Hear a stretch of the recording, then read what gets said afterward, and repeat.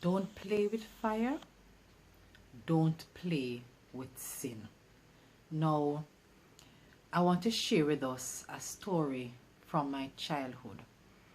Part of the story anyway. The story is Anansi's story. You know, in Jamaica we have a lot of Anansi stories. So I'll just be sharing a part of one with you.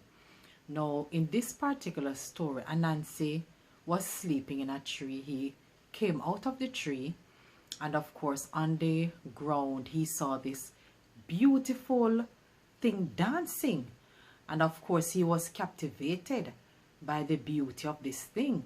And he in the story he did not know what it was, but he loved it, and he loved the way it looked, and it impressed him a lot.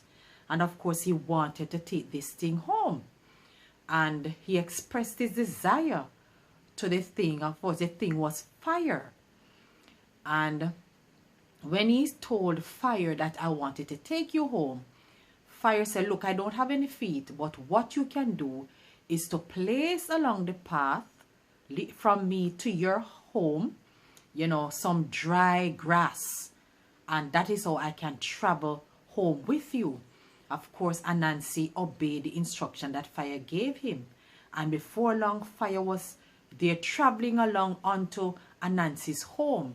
And friends, as he traveled along the path, fire grew bigger and bigger, and before Anansi knew it, of course, fire grew so big it was out of his control. He could not stop it, and fire consumed Anansi's home.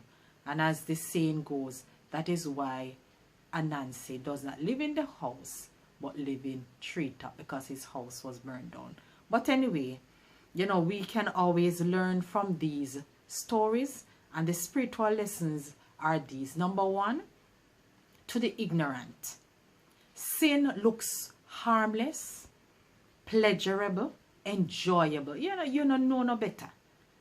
Not knowing that sin, my friends, create the delusion of happiness, but ends in complete disaster and misery, even death.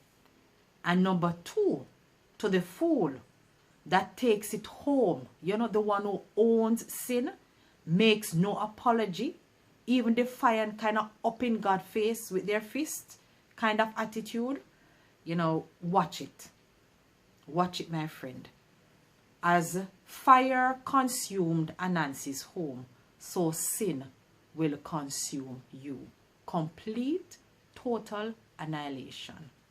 So my friends, you know, the scripture says, there is a way that seemeth right unto a man, but the end thereof are the ways of death.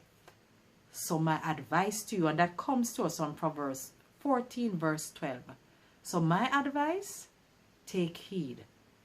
A way is already provided through Jesus, so don't allow the other ways to draw you away from the path and consume you. And don't be stubborn, but take heed. God bless you.